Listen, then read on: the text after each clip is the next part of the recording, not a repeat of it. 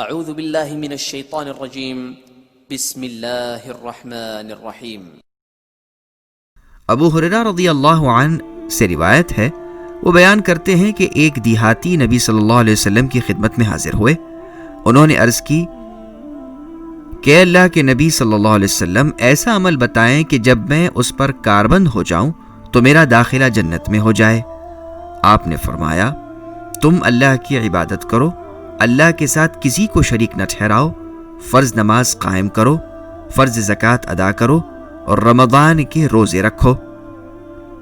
انہوں نے اقرار کیا کہ اس ذات کی قسم جس کے ہاتھ میں میری جان ہے، میں اس پر نہ کچھ زیادتی کروں گا اور نہ اس میں کمی کروں گا۔